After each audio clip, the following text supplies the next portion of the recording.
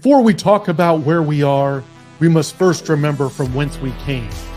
Marty Schottenheimer brought winning football back to Kansas City and built what is now known as Chiefs Kingdom. We transitioned from a team built on its defense in the 90s to one of the most dominant offenses and return men in NFL history, led by Dick Vermeil. In 2012, a 2-14 Chiefs team displayed disastrous play on the field and turmoil off it.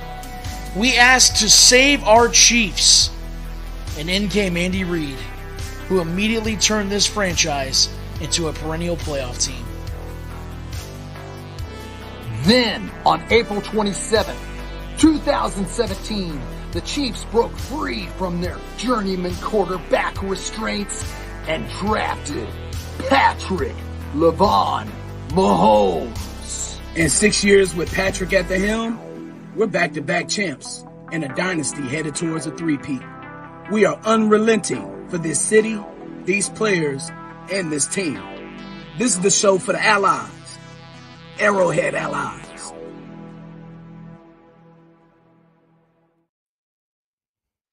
Our time spectacular is on the air. It's Great American Allies, formerly known as just the Arrowhead Allies. But guys, we're right on the cusp of the 4th of July here, so get ready for a flag-waving, star-spangled hour of high-octane action. And we are now on the heels of one of the summer's biggest events, the American Century Golf Championship in Lake Tahoe. And our guest this week, Joe Theismann, will be a part of this tremendous event once again. We're going to break down all that and much more. Some of the off-season happenings, some of the things that have gone on in the last couple of weeks. We've been out and about. We're going to catch you up on all of it. Guys, I don't know, just by looking at this photo, I think everybody that's already joining us here, everybody here, all the allies, Lance Twidwell, Shane Williams, Noah Groniger, myself, we're in the spirit here. It's 2 days before the 4th of July, and you know what? It's a summer cracker. It's a firecracker waiting to happen, guys. Well, hey, can I say, first of all, real quick, a challenge accepted on the beard part of things. I could definitely make that happen. Do it. I can get it that long, and I can just, age real quick and then just get the Santa Claus version of this going. But also, I'm a little disappointed, though, because I didn't see Brian with the wig, and I was really hoping for the wig with Brian. I think that would have really topped it off. We gave him the colonial hat, I guess, there, which, we only had so many wigs to go around. That was Shane and I as the George Washington, Sam Adams. All in the dibs. budget. Perfect. Oh, but here it is. Here we are, guys. This is Noah. I mean, you right here. I think before we went on, Lance said that you look like the Macho Man Randy Savage just threw up all over you. I love that. Yeah, so, wow. Happy 4th of July, everybody. Ooh, yeah. You look like that guy in Forrest Gump that's like wearing the flag shirt that's on stage and the war in Vietnam. Yeah. Looks cool. That's what I was going for, cool. so I'm glad it came across. I'm digging the flag. You stuck the landing. You stuck the landing. This is the fun times. This is the time before we start getting serious here in a couple weeks with training camp. I mean, the Mahomes are on vacation on a 4-week vacay. Travis Kelce's following his girlfriend all around Europe.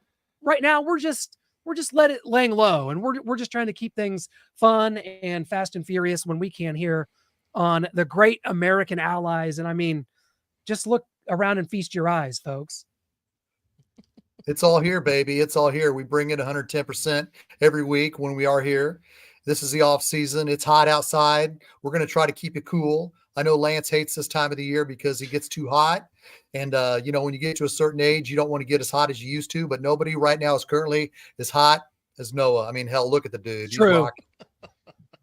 You got to, man. You got to, when you're up at 1 a.m., you're a night owl and you're thinking about the show. And man, this is the Great American Allies show. What can you do? You hit up Amazon and see you got to get $25 for it to be overnighted. If you don't hit the $25, then you don't get it on time. So I bought some candy along with this to get over the $25 threshold. So you don't see that here, but to get the cape, the glasses, the bandana, man, Amazon really worked its magic and feast your eyes, baby. How many times have I taken you to Hulk Hogan's Beach Shop in Clearwater, Florida, and you had to order something on Amazon overnight? I don't think they have capes there.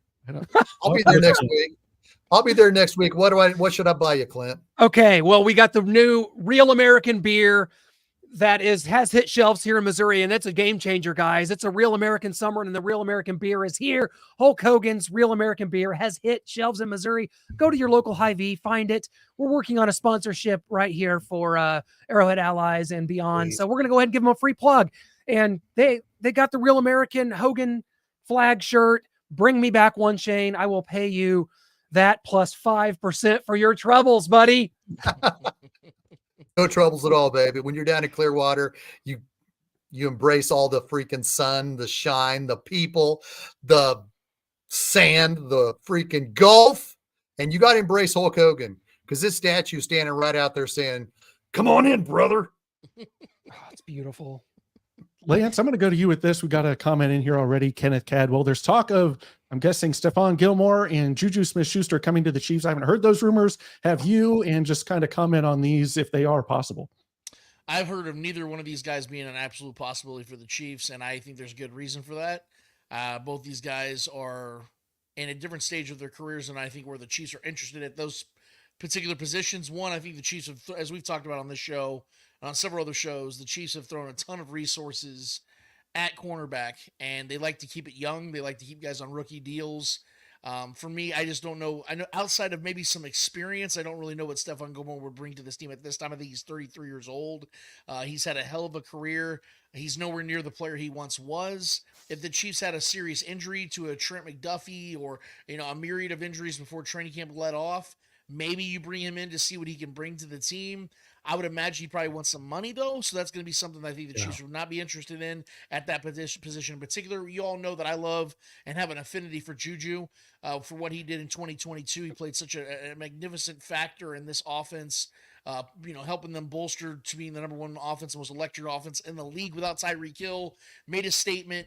Then when got paid with the Patriots. From everything we're hearing, though, man, his knees, though, are just really bad. They're really degenerative. I think he's only 27, 28 years old.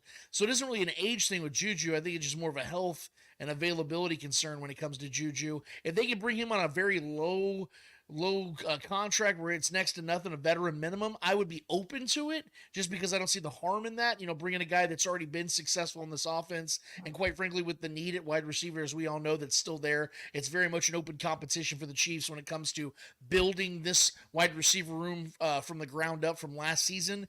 I would be open-minded to it, but for us to think that he could come in here and become the guy or replicate even what he did in 2022, I think is a little far-fetched. So I would be open-minded to Juju on a very low-end deal, low risk, potentially medium reward. But I think Stephon Gilmore, I think that's more of a far-fetched idea.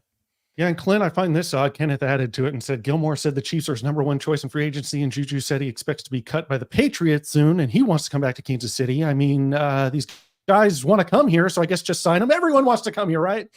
Yeah, well, we've kind of thought about that all through these years about I remember back in the Herm Edwards era, there would be, you'd get a Jeff Fain or someone that would come visit here, and it would never pan out. Kansas City was not the place to be. Kansas City is the epicenter of all things mega sports in 2024. And with that comes a little bit of a perk. And with that, we welcome our guest this week, Joe Theismann here.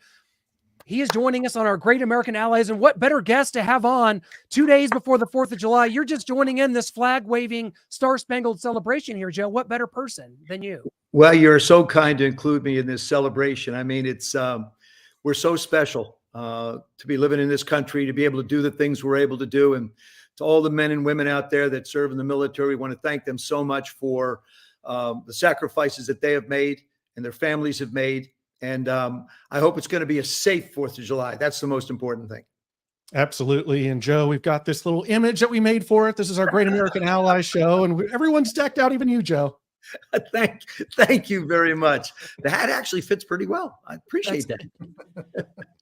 It does. And Joe, last time we talked to you a little bit about Travis Kelce and Taylor Swift. It was somewhat of a new romance. Started with a friendship bracelet and a dream. But now we see Travis up on stage at the Eras Tour, and you're going to see him at the American Century Golf Classic along with us. Just talk about how this relationship is evolving. And Travis Kelce on stage at the Eras Tour, what are we coming to? I think it's, when you are in a position that both Taylor and Travis are in, it's sort of hard to keep things out of the public, I guess you could say. But what I appreciate is both of them have embraced the situation. Both have embraced their relationship, and they don't run and hide. As much as you can, you do what you do. And Travis hasn't changed one bit of who he is. And I know Taylor's working very hard and just an incredible entertainer. And it'll be fun. I'm looking forward to seeing Travis out at the American Century Championship in Lake Tahoe coming up here between the 12th and the 14th. Matter of fact, we got a new feature with our tournament. It's called ACCFantasyGolf.com. You can log on, Ooh, get a wow. chance to build your own team. Everybody's broken down into 5 teams, all the participants. You can pick one every day. And if you get them all right for the 3 days, you wind up winning a $10,000 prize that you have the charity of your choice gets that money. And if you win every day, you get 2 tickets to next year's tournament, as well as the grand prize winner. So it's a great opportunity. It's going to be on NBC, Peacock, and the Golf Channel.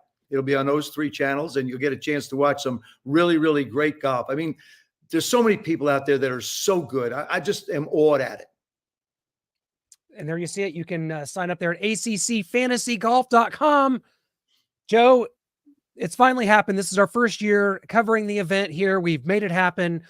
Just set the scene for us about kind of not only what we can expect as first-time media with all these wonderful celebrities. There's you, Jason, Travis Kelce, Aaron Rodgers. There we see Miles Teller from Top Gun. That's my favorite movie of the last decade, so we had to throw him in here. So just set the scene for us here, Joe. What can we expect coming up here on the 10th through 14th? Well, first of all, when you go to Lake Tahoe, the majestic nature of that setting is absolutely incredible. The snow-capped mountains, there mostly will be, I'm sure.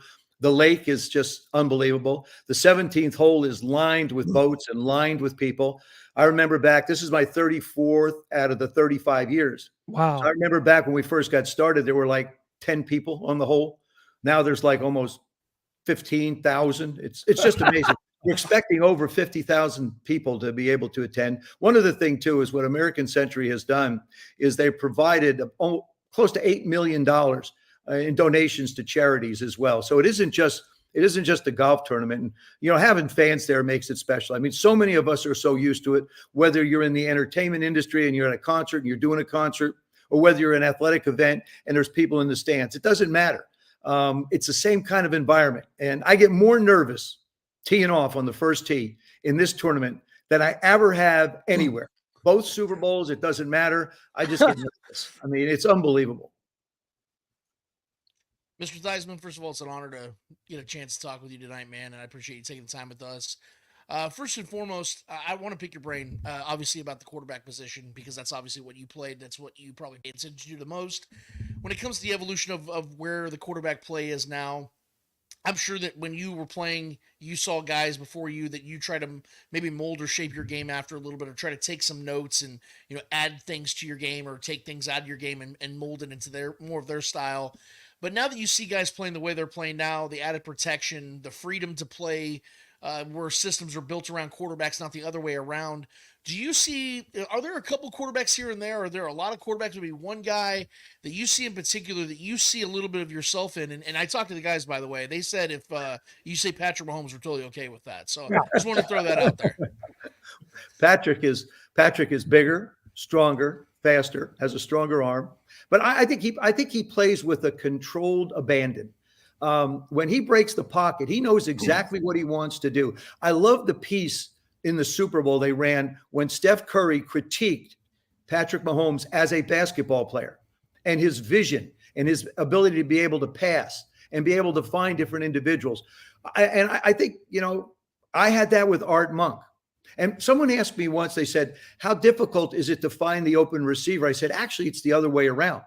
If you really watch the games as closely as I try to, you'll see Travis working into the vision of Patrick, which Art Monk did for me. So it's sort of a combination of getting a feel for one another, knowing when someone's in trouble, where you need to go to give them the best opportunity to get the ball out of your hands. I'll tell you, this is a young man I watched a little bit of last year, but I really like him, is C.J. Stroud down in Houston. Yeah. I think he is truly going to be a rising star in this league. And, with Aaron moving on in age and a lot of other, heck, Joe Flacco came back and played this past year, and he probably will be on a roster this year again. But I don't know if I see myself in Patrick, but I played that way. I managed to move around, get out of the pocket.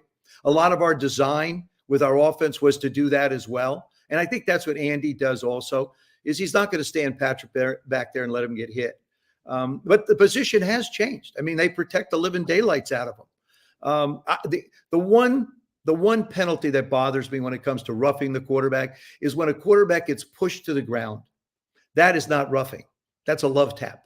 They ought to redefine that in the rule book. You can't love tap a quarterback. I mean, it's just that simple. But other than that, I love the way they're trying to protect the athletes. I love the way the game has become wide open.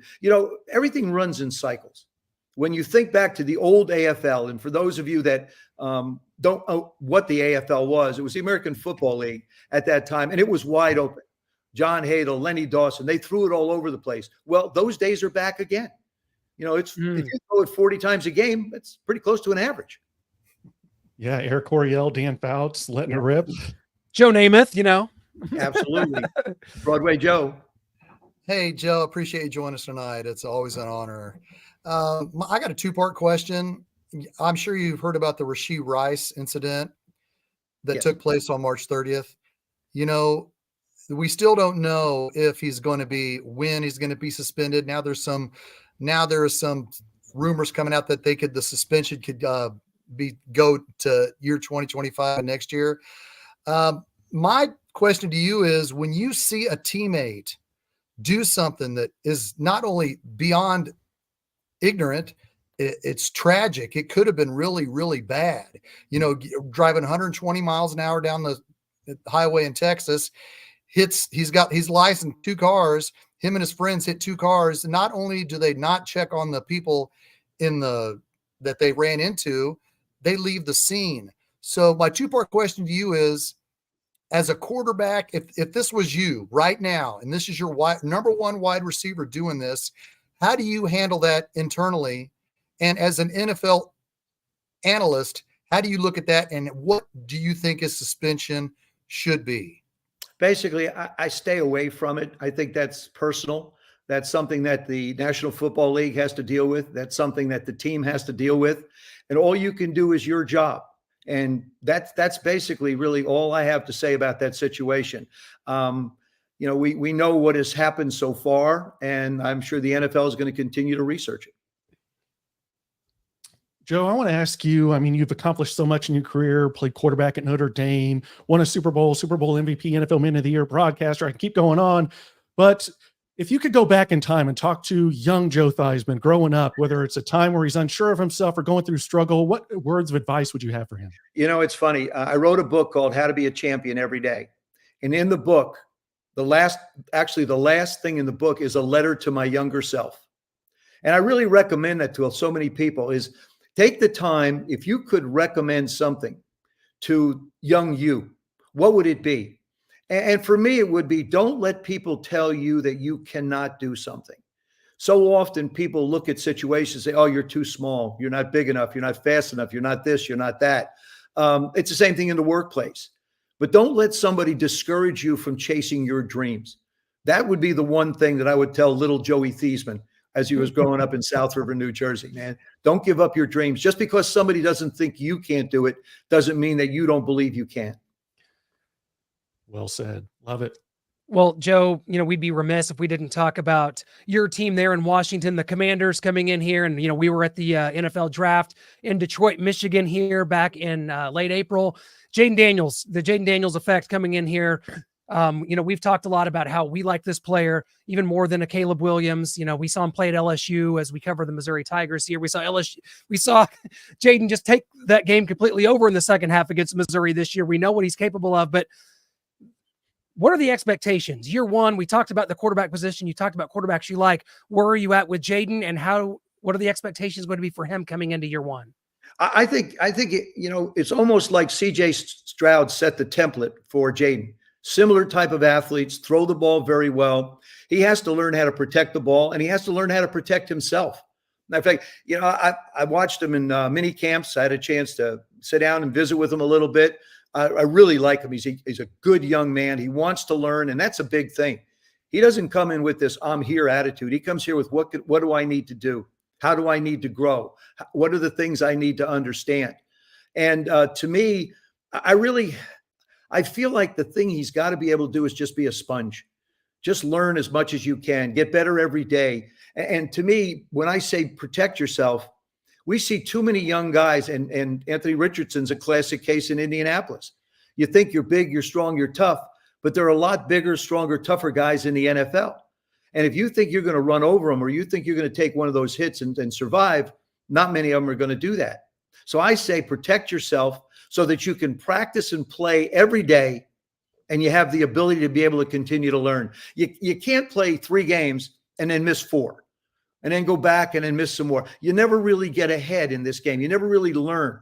You want to watch yourself on film. You want to study the things that you do. You know why you made that decision to throw the ball there. But you're the only one that really knows it because it's in your head.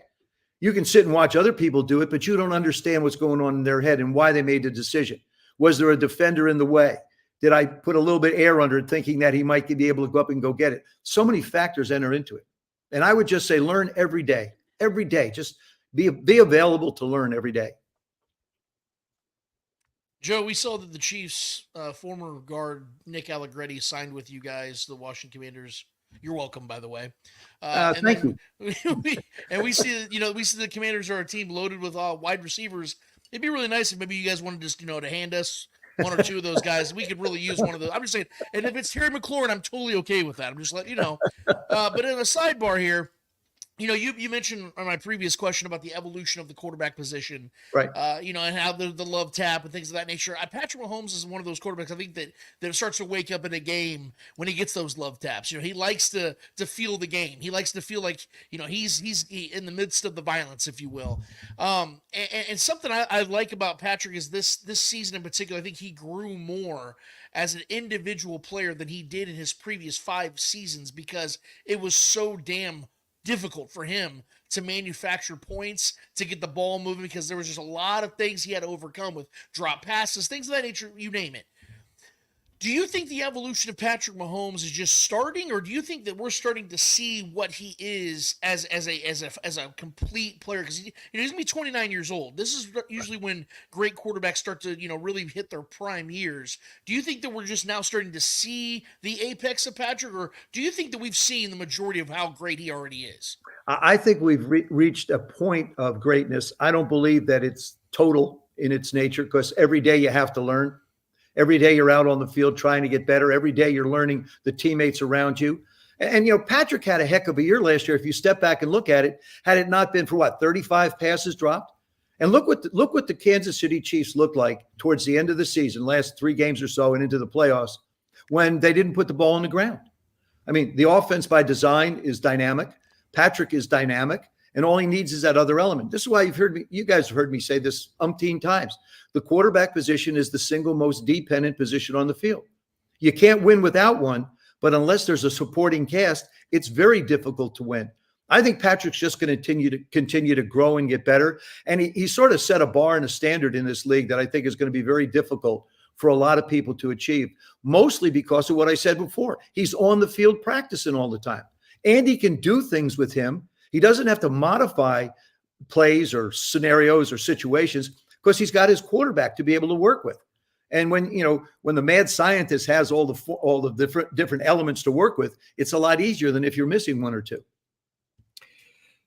Joe, you touched on the evolution of the game at the very beginning when you talked about everybody's just passing. You came, you had Joe Bugle, you had the Hogs, you were running with Riggins, going to the Super Bowl with a monster offensive line.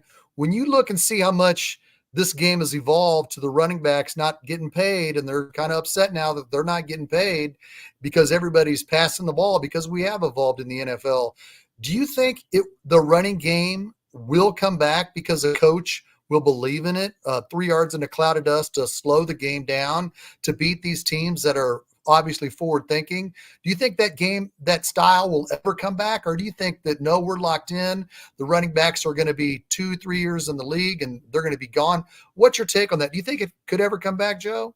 I don't think it'll ever come back to where it was in the 4 yards in a cloud of dust days.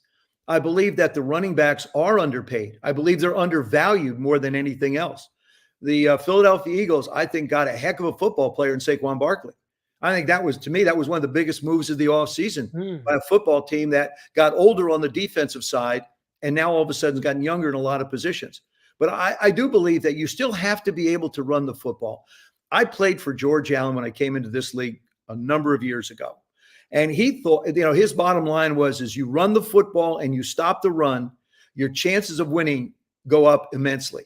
And that's really the way it is. There's more things that can happen bad throwing the football than there can running the football. And although the rules now are set towards throwing the ball a lot more, you still want to be able to grind it out at the end. You don't want to put the ball in the air. Let's take a classic example of the Atlanta Falcon New Orleans Saints Super Bowl. Atlanta's throwing at the end of the game. If you just run a certain amount of time off the clock, the Pats don't have a chance to do it. And even if you run it 3 times and make them use timeouts and you're eating up the clock, it's all a question of clock management at that point. But to me, I really believe that the running back position is vastly undervalued. And you watch as the year goes on. Well, look at the Chiefs. It isn't all about just throwing the football. You look at their running backs. They're solid. They're a part of the passing game, but also they're a part of the running game. You're not going to see 5, 6, 7 runs anymore like you have before, but they're going to be essential in setting up the passing game. Thank you. You're welcome.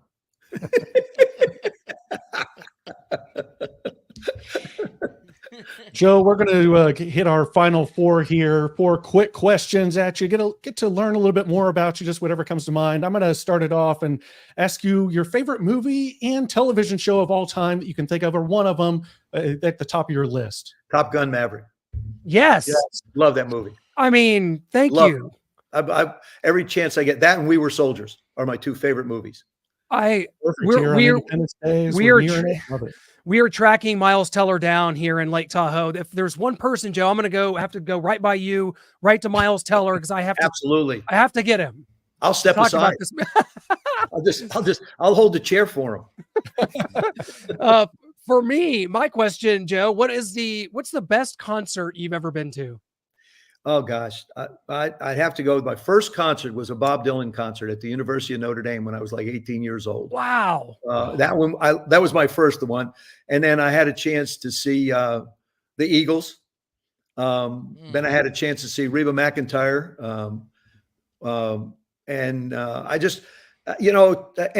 But really right now I'd say Journey. Journey is one of my favorite concerts. Those are ones, Eagles and Journey for recent time, I guess would be the ones I say. Perfect. My quick one is, how did Joe Washington and John Riggins complement each other? Well, John was our first and second down back, and Joe was our third down back. And interestingly enough about Joe Washington, everybody thought Joe's sort of a slight guy. He would want to run outside. That wasn't his thing. He wanted to run between the tackles. Of course, Big John could do both. But Joe was elusive. He was quick. In the passing game, it was very difficult for anybody to cover him. He was hard for me to get the ball to in the passing game, because in our game, what happens is when you got a receiver going out, they want to give a hint, give a little shake and get separation. Joe was so quick. He'd just go out and run. He'd be at the sidelines before I got to my drop. And so we had to sort of slow things down a little bit for him. But 2 very, very different types of backs. Both of them really loved to run inside. Of course, Joe had exceptional speed, and John was just, what can you say, a Hall of Famer. Right. Joe, let's say Paramount Pictures comes to you right now and says, hey, man, we're pitching a movie. We're going to make a story about you. We're going to make a story about you guys winning the Super Bowl, all that fun stuff. But we have a problem. We need you to cast the guy that's going to play Joe Theismann. Who's going to be that? Is it Tom Cruise? I'm assuming it's Tom Cruise. Like who's playing Joe Theismann in this movie, man? Tell me. Miles Teller. Miles Teller, yes. That's it. That's it. I can even see some similarities there. I can see it. Oh. Except I can't play the piano. And I can't sing. So that's where it's play football, so you guys are even. Yep. Joe, we can't thank you enough. We're going to see you here July. We're going to be getting in there, I think, July 10th on the Wednesday. The event will begin on the 12th through 14th, where it'll be on NBC and Peacock. We cannot wait for the American Century. We can't wait to see you. We can't thank you enough for being with us on Arrowhead Allies to talk about it. It's the Great American Allies. It's the 4th of July week here, and we are celebrating all together. Thank you so much, man. It's been a true honor. Thank you, Joe. Thank you, guys. Great being with you. Take care. And remember, sign up for ACCFantasyGolf.com. Get there now. Yep. Absolutely. You're on my team. You, Miles Teller, Jerry Rice, and Travis Kelce. All right. All right. Thanks, it's gonna be Joe. a fun group, I'll tell you that. Absolutely. Great It's an stuff. honor. Thanks, We'll see you Joe. soon, Joe. Thanks, guys. Take care. Thank you, Joe. That was the great Good Joe dude. Theismann. guys. There are times on this show where I reflect back to kind of where things all started for us. And, Joe's been a friend of ours now for years. And anytime that I ever call on him to come on the show, he says yes and is always more than happy to do it. And it says a lot about you guys and how he likes interacting with everybody. And he's one of the greats, one of the good guys. And that Sunday night crew, we talk about it all the time. Like Patrick, Sunday night man, football.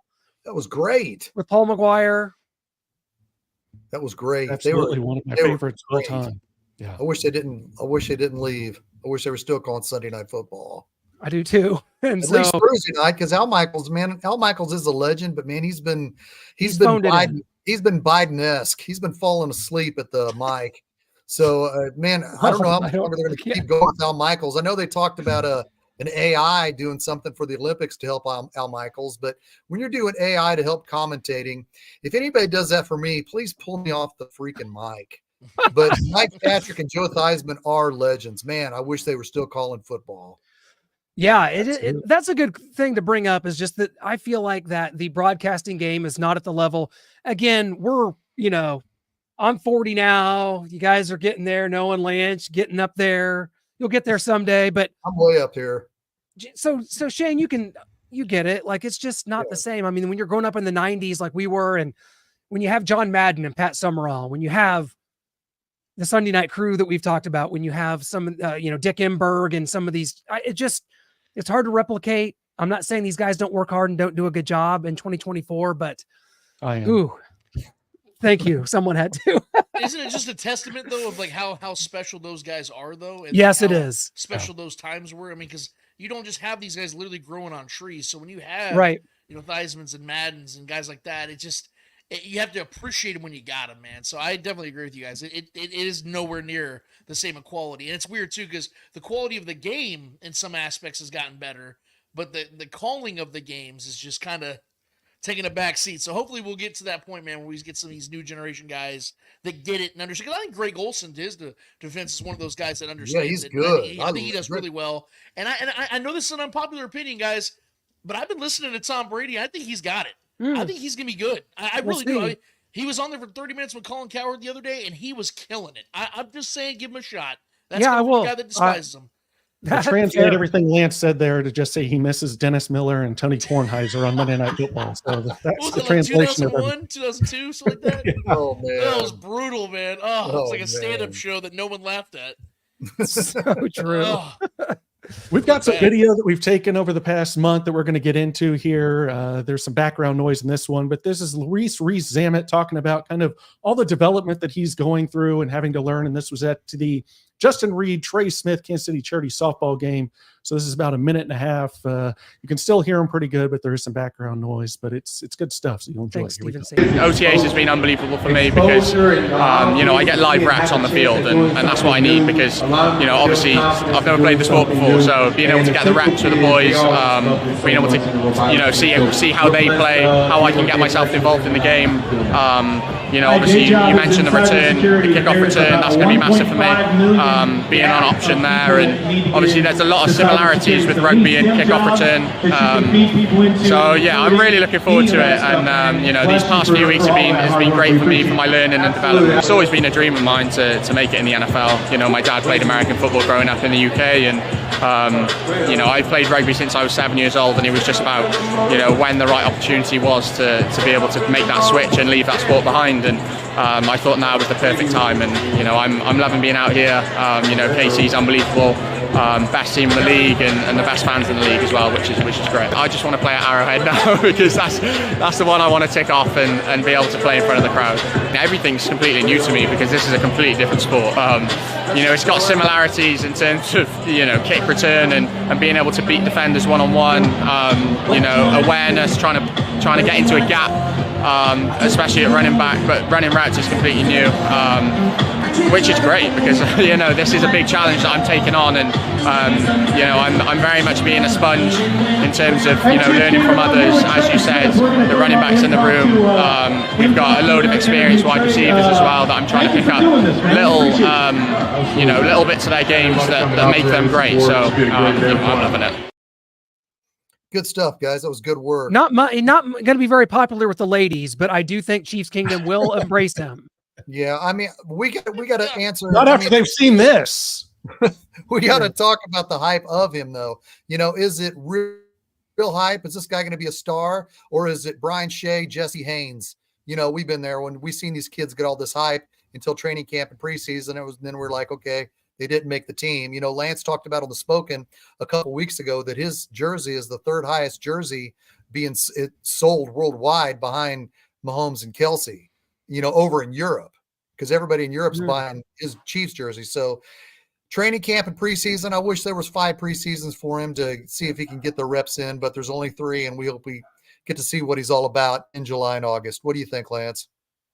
Yeah, the opportunity is there for him to succeed, but see, I think people need to understand what the definition of succeeding is for him, because maybe I'm the guy that just has to be the wet blanket here, but guys, the chances of him becoming something of a star in an NFL status is just not there. I hate to say it that way, but what he's going to be is a guy that I think at best is a difference maker in moments and in time. I think that he could be a guy because it's a perfect situation that's happening now where the league is starting to change and shift their kickoff rules.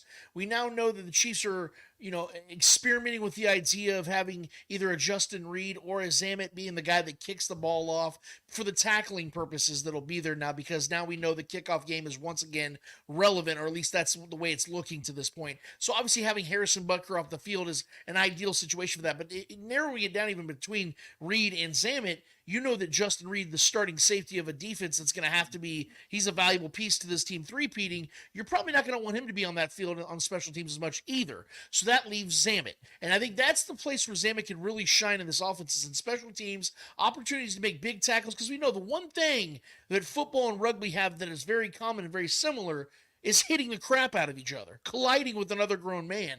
And I think that's where Zamet's natural ability can really take shape. I know a lot of people want to see him become a wide receiver. I know a lot of people want to see him become a running back. But see, instinctually, that may not be there. It could be, but even if it is, I think it's going to take a long time for him to really develop and process that game. I know a lot of people talk about, Christian Okoye didn't have a lot of true NFL experience before playing for the Chiefs. That might be true, but guys, I think there are more. That's more of an exception to the rule than something that we can just assume Zamet can become. I think that this guy has natural talent. He's a really good athlete. He's 6'2", 6'3", 200 pounds, handsome guy. He's got the Peaky Blinders thing going for him. He's got a lot of good things going for him. I just think that when it comes to making this team, which I do think can happen, we're gonna have to tone our expectations down a little bit. But just hear me out. If he makes this team, that's a success. I'm going to be rooting for this kid. If he just makes the team and becomes a part of the 53, that's a success. And the crowds across the world should celebrate this kid, including us here in the Kansas City region, because that is something you do not see very often from guys of other sports who are adapting their skill sets to this sport, and how hard it is for guys that spend 20 plus years trying to get into this league. For him to do it is something that we should celebrate, even if he never becomes a guy that even scores a touchdown. But if he can make a couple tackles here and there in key games, key moments, and change the momentum of a game, how do we not view that as a success? 100%. And that leads us into our next video is Dave Tobe. We caught up with him at Justin Reed's inaugural golf tournament. And the first part of this clip is him talking about Nico Remigio as the #1 kick returner and how he can make this roster. And the second part is talking about Luis Rees-Zamet on returns, either pitching it back or faking it and going, and how rugby has played into that. So here's Dave Tobe on Nico Remigio and then LRZ. He's probably our #1 kick returner right now. I'd put him in that category. So he's got a real good shot in my book, to make this team. Now he's doing everything he can as a wide receiver. He has to get in the depth there. He probably has to be a 5th or 6th round sixth receiver to be able to be on the 53. He's at least going to be on the practice squad. I guarantee that. And him and McCole are going to be battling out. You're exactly right. You're going to battle it out for that spot. So we'll see. It'll come down to the return game, and we'll see how they do on the offensive side too as well. He can pass the ball better underhanded than he can overhanded. So we have a play where he actually gets the ball as a returner, either fakes it or tosses it to the other returner, underhanded. So because it's a quicker, more safe pass. So it's something. He's got a lot of tools. He can kick off, he can cover. He could be a cover guy too. I'm really excited about his prospects this year. And there it is on LRZ and Nico Remigio. And if you can't beat out McCole for that last spot, then your NFL card's revoked. So that's all I have to say about that. And we go back to Trent McDuffie and the Kansas City charity softball game. He's talking about losing L'Jarius Sneed, how they're excited about the opportunity for some of these other guys to step up.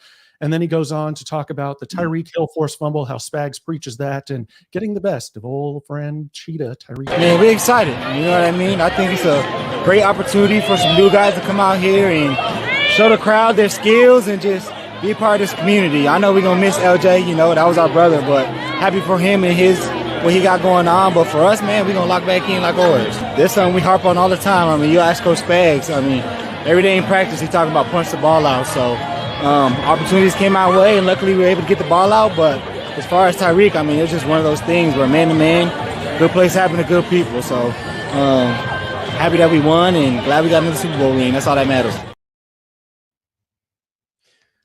Trent is a guy that's going to have to hold it down. He's going to have to assume that role of the L'Jarius Sneed. Now, you know, what Trent has lacked in playmaking, he has more than made up for in just pure coverage skills. I don't know that we've seen a more talented pure coverage corner probably since Marcus Peters here. L'Jarius Sneed really became that playmaker. We saw it in the AFC Championship game. We saw it in the playoffs. We saw it throughout his 4-year career here in Kansas City. But I think the future is bright with this cornerback position. I'm good with the way things have kind of shaken out here.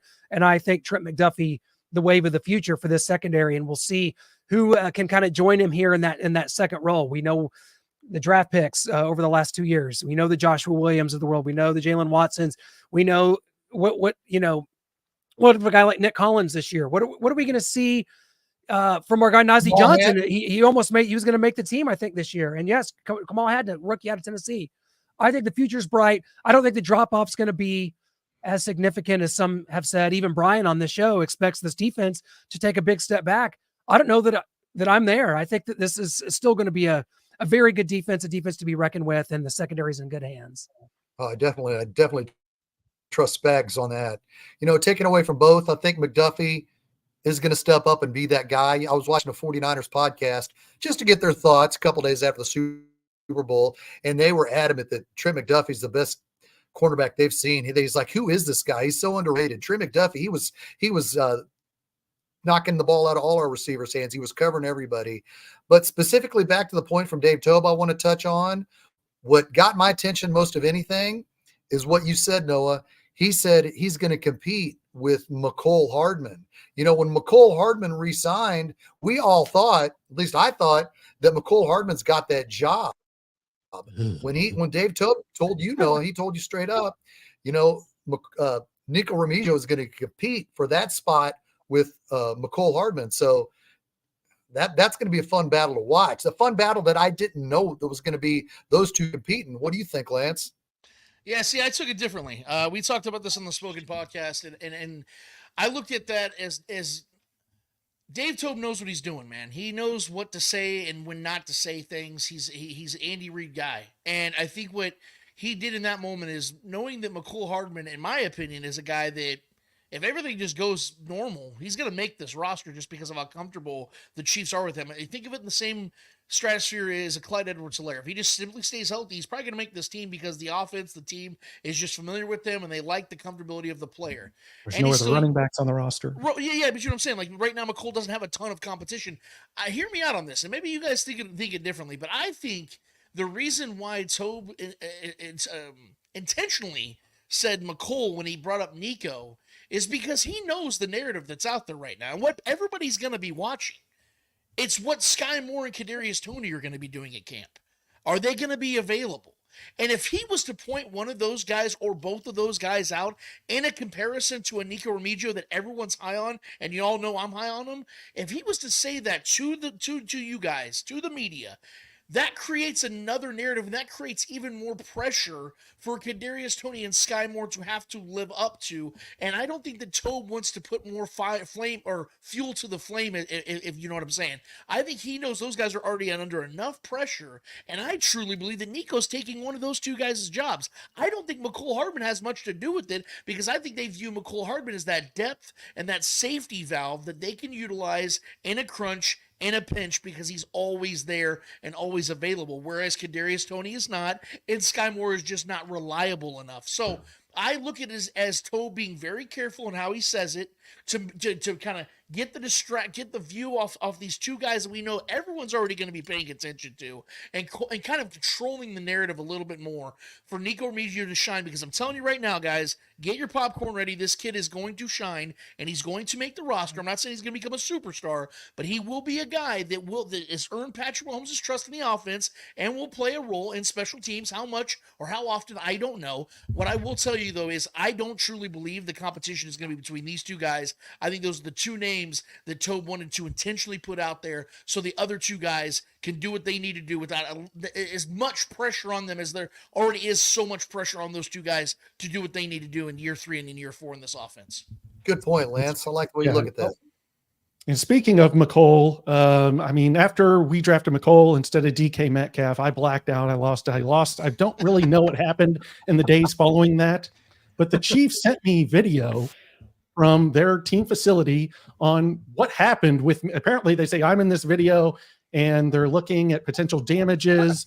And so we're just going to roll this and see what I did, because I haven't even seen this yet. So we're going to watch it together. You, buddy, what's your name? Stan. Oh! A random Chiefs employee got super kicked by me. I'm so sorry. I couldn't handle it. I was upset. Sorry, Brad G. Didn't mean to. You were just standing there. He shouldn't have been standing there. Shouldn't have answered me. Too bad Brian's not here, his favorite, Shawn Michaels. Oh, man. We've also, our last video, I'd like to make that our last one, but we've got Chris Jones. There was a lot going around the NFL put out a thing. Yes. Chris Jones said he wanted to skip training camp. No, he was joking. So we decided to bring you the full clip of what he said there and what he said after when he was talking about maybe if I get a little veteran time off, that'd be nice. But Andy just kind of stares at me when I bring it up. So negotiations are still ongoing. We'll see what Chris Jones had to say. And I already been talking to Andy about let me skip out on training camp. You know, I'm a little older, right? Right. So yeah, I can feel it. I can feel when we have a day on training camp, you know, give me like 2 days off and 1 day on, then we maybe can work something out, you know? What was his response to that? He just looked at me, so conversation is still ongoing. If I'm able to do a day on, a day off, or a day on and a half a day, I can do that. You know, I think it's pretty fun. Wow, context. That's wild. I'm just glad we still had a PA announcer interrupting that one as well for us at Yes. the Chris Jones football camp last week. Shout out to PA announcers. 9-year-olds on the left side of the field conducting an interview. Darn. Okay, it's our 1-2 minutes with Chris Jones all year, but it's all good. We got to get it. Everybody, the helmet's not a chair, gentlemen. Never forget it. The helmet's not a chair. Let's go. Let's get in a straight line. I wanted to pick those cones up over there, guys. Pick those cones up. I don't want to see any cones left behind. There's no I in team. There's just football camps, man. We've hung around so many now that we've become almost a part of them, and that's great stuff. Chris was great. He loved it. He wants to be on stage. No, he said he would leave it to Travis Kelce to be on stage with Taylor. He's him and Cam Saunders can be up there, but Chris is the greatest. I love that guy. You cannot. I mean, let's face it. If there's a Mount Rushmore of Chiefs players for this Patrick Mahomes era, it's Mahomes, it's Kelce, it's Chris Jones, and it's Tyreek Hill. That's it. And if you don't want to put Tyreek on there, you could, I guess, put Andy Reid in his place. But yeah, the coaching feels better. I feel like the coach has to be attached to it because Tyreek is I'm good with it. One of 3 Super Bowls. So yeah, I probably put Andy. But That's if you fair. want to go strictly players, I mean, let's not sit here and pretend like Tyreek didn't play a significant role in the Chiefs becoming what they now are. Right. You know, but yeah, you're 100%. Can I just say thank you for getting the context out there, because everybody ran with the false narrative that Chris is trying to find ways to, and this is exactly what happened last year, whether you agree or disagree on how Chris Jones handled things. Guys, this man is all about ball, and he loves this team. He'll do anything for Andy Reid. He'll do anything for this team. He loves to be tongue-in-cheek, as you guys can clearly tell. The man loves having a good time, and I'm glad you guys played the full clip because people love running with half narratives, half truths, man. It makes it sound like this guy's trying to find a way out of things. He's not. He's a veteran. Obviously, they don't want to practice as much. But who are you really going to believe that the coaches aren't going to give those guys days off anyway? Oh, come on, man. Let's be real. Exactly, 100%. That's why we did it. And Chris Jones is a great guy. Like you said, he's all about this team and hated missing that first game. And you could tell that it just aided him being in the press box and watching what happened with Kadarius Toney on that field. And he's like, all right, just get something done, incentive laden, and we'll figure it out after this season. But I got to get back out there for my guys. And so, that's who he is at heart. And we've got this from Trey Neal, UCF safety, was on a podcast from IG Trenton, and he said, man, we overrate Patrick Mahomes. He's in the perfect situation ever. If you put Josh Allen on the Chiefs in 2017, he sits behind Alex Smith. You're getting the exact same player. When Patrick starts out, he has Kelsey, Reed, Watkins, and I love that he mentioned Conley instead of Tyreek Hill because it shows that he has no clue what he's talking about. All these guys are your wide receivers, so you cannot know what the coverage is that you're reading. And they're going to make plays regardless. I don't truthfully think there's this huge gap between Mahomes, Allen, and Burrow. The situation is the gap, in my opinion. The Super Bowls are also the gap. We could start there. And, some people say things like this, and thank goodness Starcade Media is going to pick it up because we're there scouring for any pieces of content during the offseason. So thank you for saying something outlandish. It's almost time. It's almost time for first things first. It's almost time for Skip Bayless to start doing it as well. Let's get it going because we need the content. Patrick Mahomes made Albert Wilson a lot of money in one game. Patrick Mahomes made Chris Conley a lot of money being the number 3 receiver. Patrick Mahomes made Byron Pringle a lot of money. He got a 1-year contract with the Bears for $5 million. Do I need to go on? I don't think Josh Allen or any of these other quarterbacks that this obscure dude mentioned about Patrick Mahomes is going to make these free agent wide receivers that much money. Patrick Mahomes is the man. Patrick Mahomes is in Kansas City. I hate these narratives, these freaking, if this guy played for that guy, if Lynn Dawson was in this era, I don't like it. That's my point. Ask the receivers that got the money because of Patrick Mahomes if they feel the same as this nobody. Well, can I say this real quick? Isn't it funny how this now becomes a narrative, but no one ever said that about when Tom Brady got to inherit Bill Belichick? Thank you. Like, can we sit here and say, well, if Aaron Rodgers would have had Bill Belichick, he could have got 6 rings? Or what if Tom Brady would have got drafted by the freaking Lions? Does he have 6 rings with that team? Highly doubt it, fellas. Nope. It's all about the situation. That's true. So when we talk about Patrick Mahomes and where he went, yes, this was the perfect situation. But we have to also remember something else. Andy Reid coached in this league for 20 years, almost 20 years before Patrick Mahomes took over, and had 0 Super Bowl wins and 11 playoff wins. Since Patrick Mahomes has taken over, he has 15 playoff wins and 3 Super Bowl victories. So let's be respectful of what Patrick Mahomes is in this league, man. Let's be honest. Yes, Josh Allen would probably have a ton of success in Kansas City. A lot of quarterbacks have had a lot of success. I don't want to sit here and take away from what Josh Allen can do. But that is a non-starter in this conversation because we know what Patrick Mahomes is. And you can't take away from him because of the situation he's in. Because that is not fair. Then you have to take away, like I said, Tom Brady from Bill Belichick. You have to take away Joe Montana from Bill Walsh when he was in an offense the league didn't know about for almost a decade. The league had to catch up to the West Coast offense. Are you going to take away those 4 Super Bowls from Joe Montana? Or what about, Terry Bradshaw with the steel curtain? Are you going to take those away from him because he got to inherit that with Chuck Noll? Like, where do we stop here? Where do we begin with this? Like, it's such an absurdity that people are so mad that Patrick Mahomes is dominating the league unlike anybody we've ever seen in the history of this game, that now that we're trying to find ways to distract or discredit or deter from what he's done because he almost makes it look easy. Guys, it's just the perfect marriage. This is the best quarterback head coach duo we've ever seen in the history of this league, and it's only going to get better, baby. So just sit back, enjoy it, have a beer, drink a non-alcoholic beer if you're into that. I don't care what it is, but this is what we have, guys, and it isn't going anywhere because Andy Reid signed through 2029. Mwah. Preach it, baby. Preach that away from him, but what you can take away from him is Pending free agents after this season going into 2025, you got Creed Humphrey, Nick Bolton, Trey Smith, Harrison Butker, Justin Reed, Charles Omenihu, Marquise Hollywood Brown, and Noah Gray that are free agents after 2024. Who do you sign? Who can you sign? Who's going to be one that you're going to be reluctant, but just money-wise, you're going to have to let walk? Maybe it's a Trey Smith.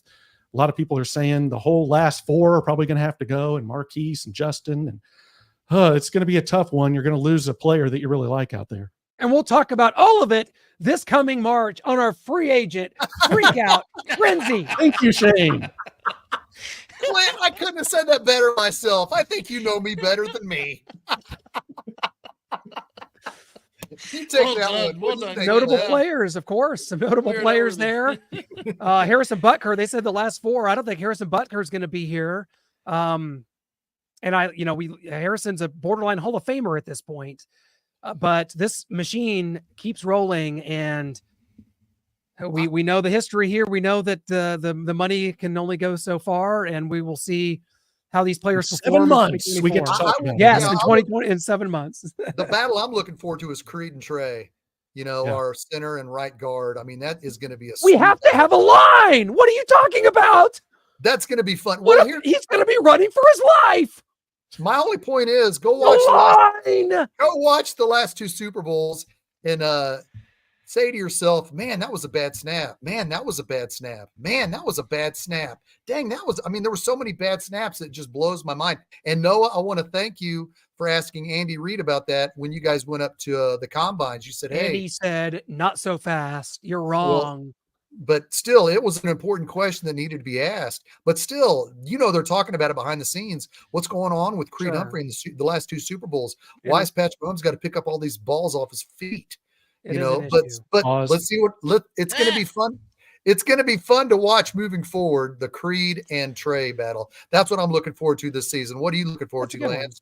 Shaggy, real quick to that response. You pay offense to draft defense. Brent Veach has shown this time and time again. I think that's how it's going to continue. I think if you're paying anybody right now, just if I gave you guys my quick observation, I think both those offensive linemen are here to stay. I think that Nick Bolton is a guy they very much love, and I think they'll try to figure something out. If he wants to take more of a team-friendly deal, I don't think that's going to happen. And I think Nick Bolton's going to get himself a nice little payday somewhere else. I think he's a guy they can replace, and they showed in 7 games last year, their points per game average only went up about 0.3 points per game without him. That's why they signed Drew Tranquill long-term. That's why they've been drafting the hell out of linebackers. I think the Chiefs are going to be able to move off of defensive players a lot better. I think Justin Reed, you see the way they utilize the safety position, 3 and out. You're going to get Tyrann Mathieu for 3 years. He's out. Justin Reed, I think it's going to be the same thing because he's going to be at the latter years of his 20s. I think the Chiefs have, and they've been very intentional on how they build their rosters. I don't think they're going to change that anytime soon, guys. Creed and Trey, in my opinion, I view those guys as staples because Joe Thuney will not be here past 2025. He may not even be past here past 2024. So there will be money for the Chiefs to open up. I know everyone's fearful of that, but there will be money to pay, and I don't think they're going to have to pay Creed Humphrey and Trey Smith combined as much as people think at this point. I think they're going to find a way to keep both those guys here for the long term because they're both only under, 24 and 25 years old. They're long-term answers in my eyes. Yep. Yeah, we got it here. Creed had some rough snaps last season. He absolutely did, echoing what Shaggy was saying there. And I think we'll go with one more for tonight. We've got several other graphics, but Clint came up with this one. Change the result of one of these, whether it's the D Ford offside, Super Bowl 55, or the AFC Championship loss to the Bengals in 22. You only get one. Which one you picking, Shane? You can't pick A. You can't pick A because if you pick A, the Chiefs don't trade D Ford for a second-round draft pick to San Francisco, and you don't get Frank Clark, and you don't get Steve Spagnuolo. You get cornerbacks like Orlando Scandrick and Steven Nelson. So you cannot pick A. Interesting. If I have to pick any, I'm going to pick C. That's what I'm going with. But like Lance said on Twitter when we posted this, when you're talking about a surefire Super Bowl and against Tom Brady here, Super Bowl 55, and just the fact that Noah and I spent our last $12,000 in the world to attend and flew to Tampa, attended the Super Bowl, and wanted to leave at halftime. I begged Noah. He wouldn't let me. I was in such hell. You've got it. That's one less for Tom Brady. That's 6-4. And that's 2 back-to-backs, and that is an unbelievable feat in and of itself. Mahomes' legacy stamped. 4 Super Bowls right there already with Montana and Terry Bradshaw. And so, yeah, like Lance, like you were saying, I mean, I agree with you. You just changed the Super Bowl because even though I think you beat the Rams, in Super Bowl 56, it's not a sure thing, and you're just getting to the game. And if you're giving me one more Super Bowl, sign me up for 55. Yeah, it's got to be 55. I don't really care about 4 versus 6 or anything. I was there, and I paid a lot of money to be there. Yeah. I not witnessed what I witnessed. It was a bummer. Dang, I hated it. Sometime, Noah. At random, like motioning the other way when Tyrann Mathieu got his interception. Then they're like, other Bucks fans, because it was filled with Bucks fans. That was another fun one for me. Or like, hey, buddy, flag. I'm like, oh, never mind. Sorry, celebrated. That's my fault. Should have known there was going to be no celebrating. That is the outlier of Patrick Mahomes' career.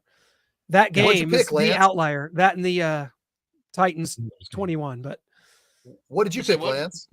Lance? Like you said, he was quoting my Twitter account. I said B without question, because you have a for sure Super Bowl if you change that one, and not only just the Super Bowl, you're beating Tom Brady. And like you said, it's 6-4 as opposed to 7-3 right now. Yeah, my bad. No, you're good. You're good. Good tweet. Like I said, I was at the game in the AFC Championship game when D Ford was offside. It sucked, but we got Spagnuolo. And Lance, like you said on your show a couple weeks ago, he's won 4 Super Bowls now, 1 with the Giants and 3 with the Chiefs. Do you bring up the conversation of Spagnuolo going to the Hall of Fame one day? I would definitely entertain that thought. And we don't get Spagnuolo if D Ford's not offsides. Then maybe we'd be talking about Bob Sutton to the Hall of Fame. No, we would not have got Bob Sutton to the Hall of Fame. On that note, we are desperately out of time. Go Chiefs!